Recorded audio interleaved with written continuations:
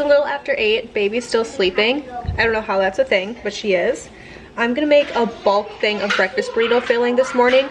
And then whenever I get a chance later today, I'm gonna wrap a bunch of breakfast burritos. We actually had an unfortunate thing happen. One of our upright freezer just died on us, or it was about to die. We knew that it was about to die, so we actually just went and got a new chest freezer to get ahead of it. But we found a great deal on a 6-foot chest freezer. Now that we have the chest freezer, I actually have way more room, and I'm going to clean out my freezer up here today in my kitchen because it's stocked full. Every time you open it, things are falling out. So I want to clean out this, also clean out my fridge, move some stuff over to the new chest freezer, and because I have more room, I can make breakfast burritos and get ahead on those again to get in the freezer. So I went out this morning, I pulled out a thing of our maple breakfast sausage. I've got potatoes that I just cut up, and I actually don't have a ton of surplus eggs right now because my chickens are molting. So when chickens are molting, it just means that they're losing all of their feathers and gaining new ones. It happens in the fall. It's a little late in the season for my chickens. Personally, I like it when they molt a little bit earlier in the season. That way they're not heading into the cold winter with no feathers. But it is what it is. We had our first frost last night.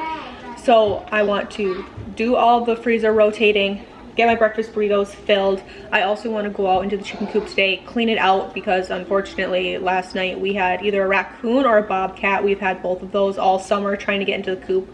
Well, not last night, but the night before, something got in and got a chicken, and they, in the fight of life, I guess, they knocked over like my bin where I keep all of my chicken feed. They knocked over the bin where I keep all of the trash, like my recyclables, all my feed bags and stuff, because if we bring those feed bags back to the feed mill, they recycle them. So I saved them to do that. So my chicken coop is a disaster right now. I want to go in and clean all that up and put new straw in the nesting boxes to keep them warm. So that's kind of a plan for the day. So come along with me and do some homestead things. Another winter checklist item was to go through this hall closet and get all the shoes moved out into the garage, because we're going to be coming in and out through the garage instead of the front door to minimize the amount of mess that happens in my house on my floors for my own mental sanity.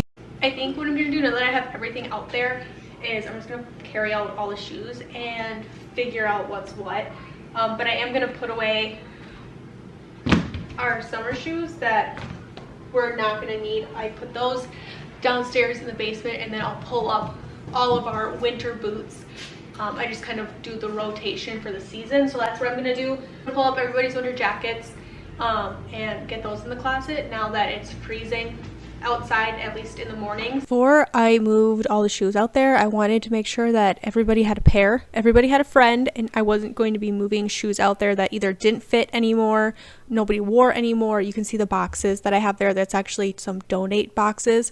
So as I've been going through my house doing different winter like organization and just winter projects, anything that I'm finding that we don't use anymore that's still in good shape and can be donated, I'm putting in these boxes and putting them by the front door. That way, when I have enough boxes, I've gone through everything, I can drop them off at my local food bank that also takes clothing and shoe donations, especially this time of year. It's super important. So as I'm going through these shoes, I'm going through old winter jackets, anything that we can't use anymore or I can't pass off to family or friends, I've been putting in these boxes. But just going through, making sure all these shoes are good to go, putting away like golf shoes and summer shoes that we're obviously not going to be needing here in a Midwest winter, putting those downstairs, making room for winter boots that are going to be coming in. And then I carried all of these out to the garage, and my oldest actually was looking for something to do, so she offered to help. So I ended up carrying these out to the garage for her, and then she organized them in our shoe benches and on the shelves out there and got them all looking very nice for me. And then I went ahead and just mopped and swept out this closet. It always feels really good to get winter chores done, especially something as important as this. So it feels really good to get this checked off the list. I think I have all the jackets that I need. I realized by the last jacket they're all hanging on hangers. I should have just taken the hanger and the coat and hung them all up, but oh well, at least I figured it out by the last one. But I've got Cleo's jacket, which is just an old hand-me-down Carhartt that I'm pretty sure all of my girls have worn. I got Lakin's Carhartt. London's Carhartt is already up here. Colts is here. And these are two jackets that are just a little bit thinner. They'll probably wear these at first. And then as it really gets cold, we'll break out the Carhartts. But that way everything's up here. We already have hats and mittens up here. So this task is crossed off the list, which feels really good. London decided that she wanted to help. She was looking for something to do, so she's organizing all of the shoes out on the racks in the garage. So she's taking care of that, which is awesome. Very grateful for that, but this is checked off the list. And now I should probably roll burritos. This is the reality of my kitchen right now. So, and I'm gonna clear a spot big enough to roll burritos. And then I also want to get a crock pot meal. Crock pot. It's a little after. Yeah, it's a little after 11. It's 10 after 11. When I roll my burritos, I like to just get a couple pieces of tin foil already prepped here. How many burritos I'm really going to be able to roll? So I'm going to start with just a couple pieces of tin foil.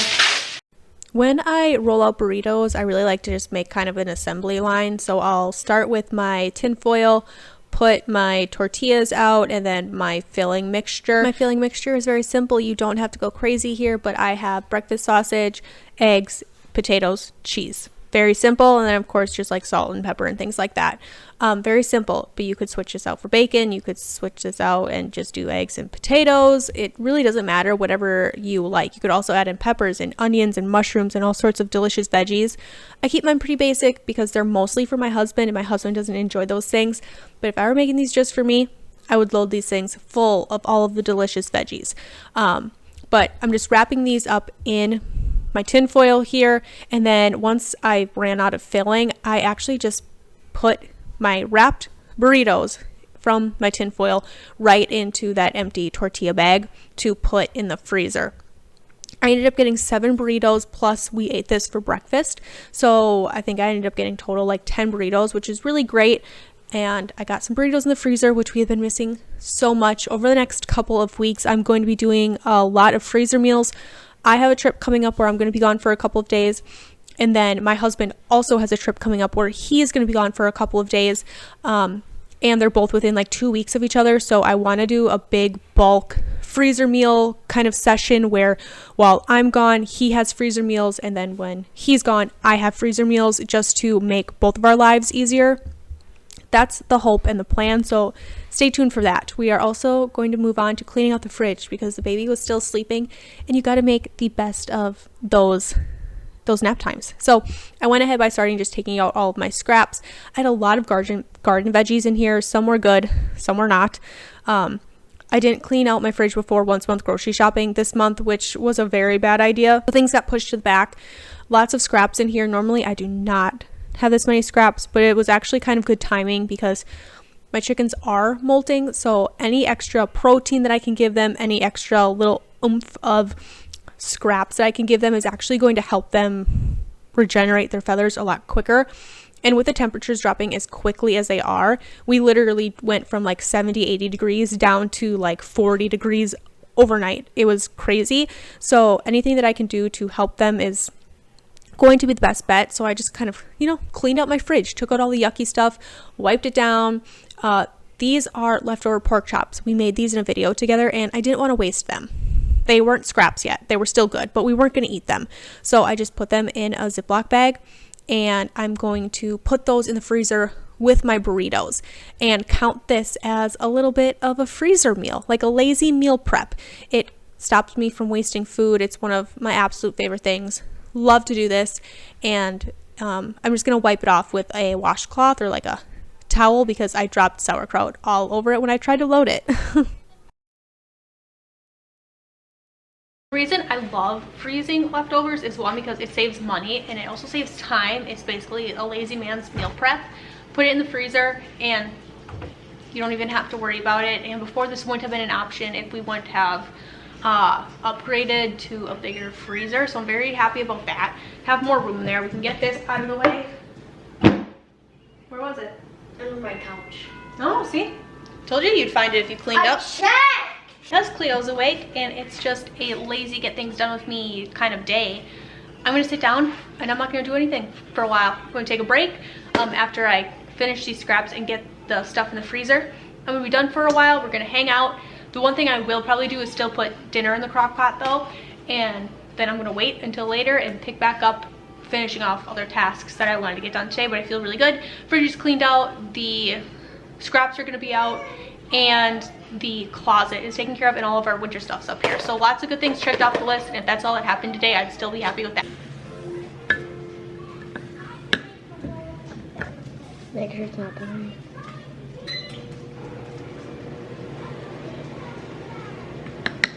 So the whole point of this kind of relaxed crush it with Cassie, or kind of like a get it all done, is the fact that it doesn't always have to be super go go go. You can be really relaxed, really have kind of a stress free day and still get a lot done. And I wanted to show that this is a really typical day for us. I still got some things checked off the list, but we went outside. We played outside for like 2.5 hours. We had we played cornhole, we played badminton, we rode our bikes, we played a lot of tag. We came back in, everyone wanted to warm up, so I made some hot chocolate. I gave everybody a snack. Today we did kettle corn, and I threw in a handful of Halloween M&Ms into everyone's little tin here. We sat down, or the kids sat down, and they watched Zootopia. I knew that I needed to make some buns for dinner, so while they were doing that, I made some buns, kind of multitasking. Had the baby, was drinking my hot chocolate because I was cold. It's definitely hot chocolate weather here, but I just went ahead and did this and got prepped because I knew I wanted to lay Cleo down and then go down to the garden and get things done down there. What makes these rolls so quick is that there's only one rise. So I have my pan, I already sprayed it. I'm gonna set this aside.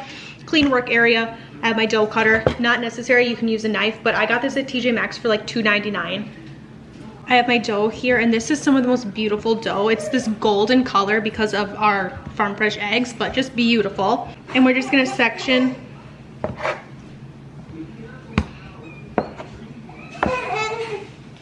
three.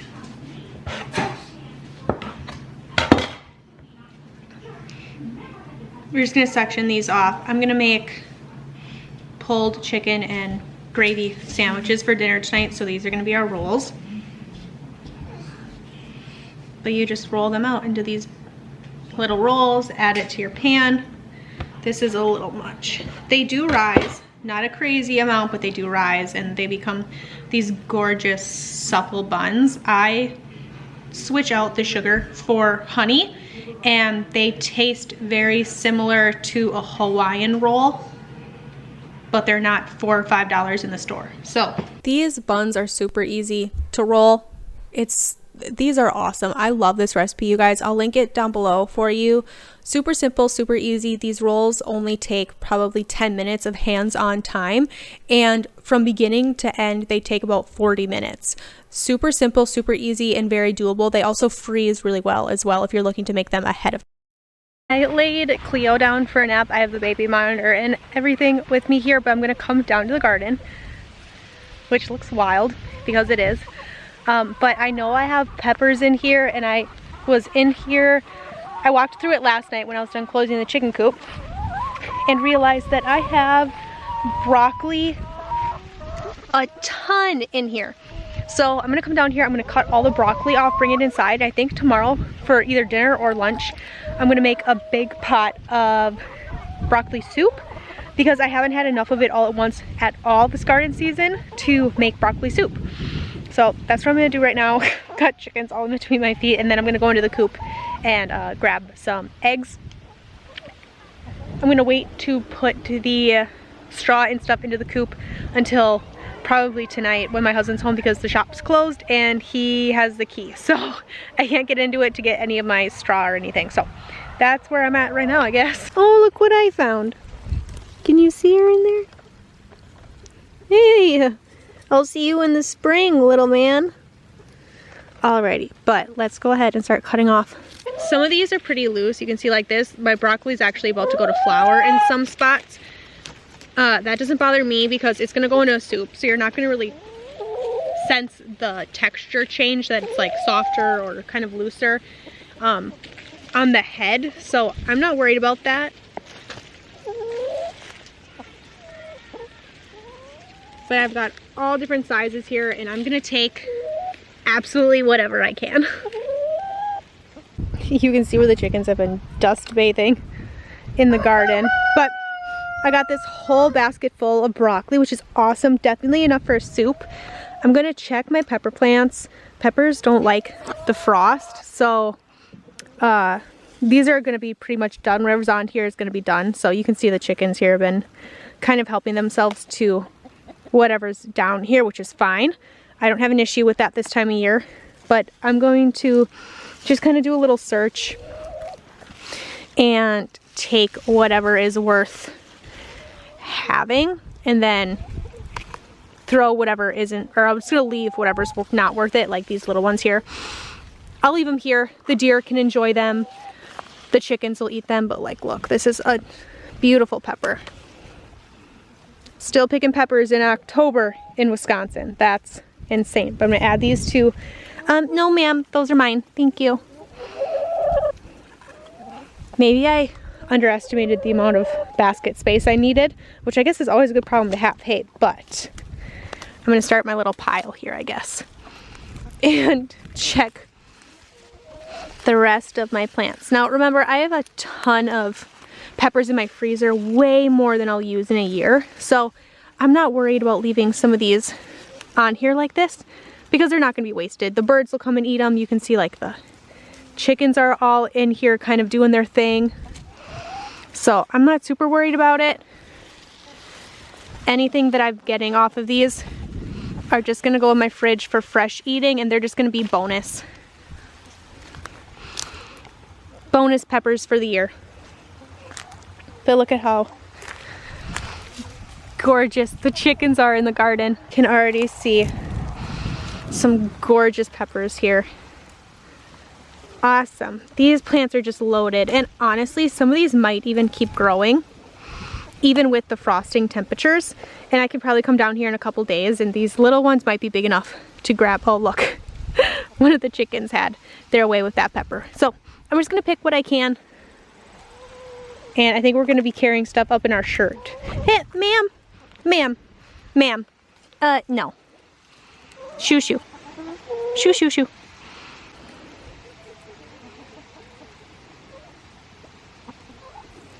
I found a secondary bucket, which was very helpful, but I have one bucket full of broccoli, one bucket full of peppers. I'm gonna go grab eggs because I haven't done that yet, but you can see all the chicken feathers that are happening here. What is this? Oh, worm container. Okay, I'll bring that up with me, get that in the trash, but all the little feathers and stuff, that's all from the chickens molting. But let's go grab eggs. I think I'll take this one with me for eggs. Even London sunflowers are just done. That lost frost was definitely hard enough to kill them, but look.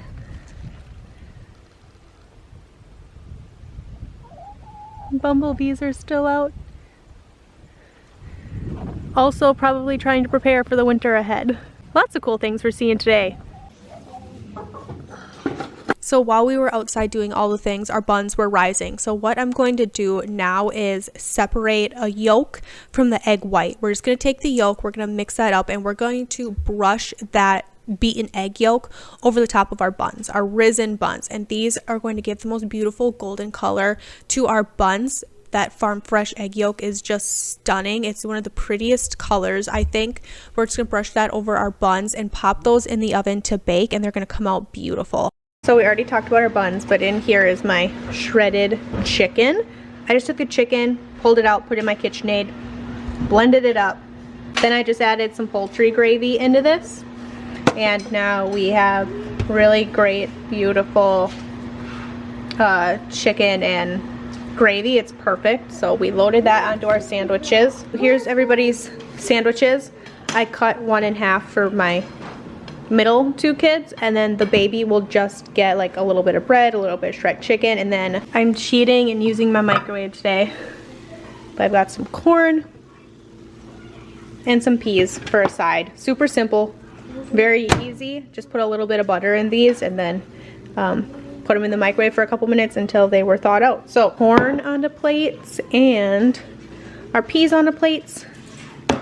And this is dinner tonight. So our shredded gravy sandwich. You can also eat this over rice, which we love. You can eat it over potatoes. You can even eat it over noodles if you wanted. But very simple, easy meal for tonight.